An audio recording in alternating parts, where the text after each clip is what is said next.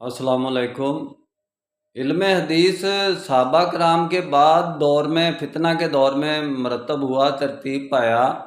जो दौर ही फितना का हो, यानी कि जिस दौर को ही तस्लीम ना टोटली सिरे से इस्लाम करता हो, एक नमूने के तौर पर उस दौर में कौन सा इदारा होगा मुस्तनद जो उनको देख रहा होगा ऊपर से, उनको यानी कि उनकी टेस्टिंग कर रहा होगा कि ये सनद सही से रवायत कर रहे हैं या गलत से कर रहे हैं।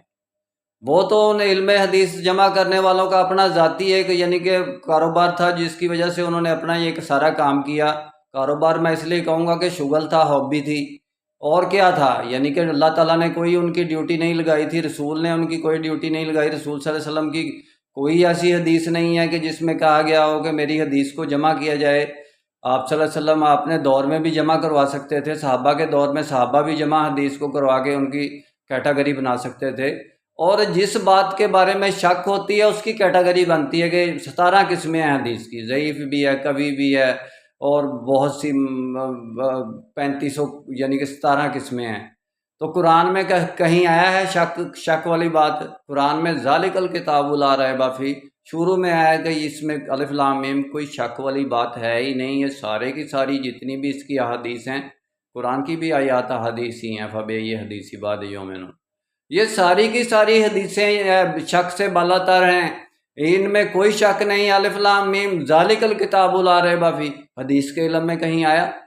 मोहम्मद रसूलुल्लाह सल्लल्लाहु अलैहि वसल्लम ने इल्म हदीस के मतलब या अपना कौली फैली जो भी हदीस बयान फरमाते थे, कभी कहा कि इसमें कोई शक नहीं है, इसमें कोई शक की गुंजाइश नहीं है, ये अल्लाह की तरफ से है, और ये बिल्कुल जो मैं बात कर रहा हूँ ये अल्लाह की तरफ से है, सिवाय कुरान की वही के?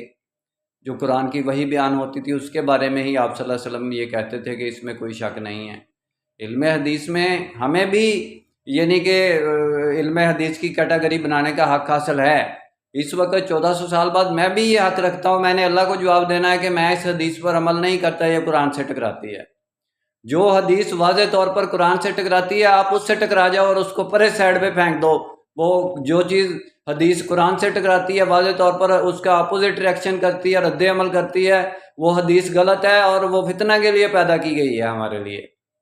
मैं सारी अहादीस को मानता हूँ और उन पर ईमान भी रखता हूँ, लेकिन जो ये इस तरह का काम करती है उनको मैं नहीं मानता। मेरा काम इस्लामिक वर्ल्ड की अमन और यूनाइटी का है। इंशाल्लाह डिटेल में बात फिर होगी। निस्बत वहदत खिदमत खैर के साथ। अल्लाह हाफ़िज़।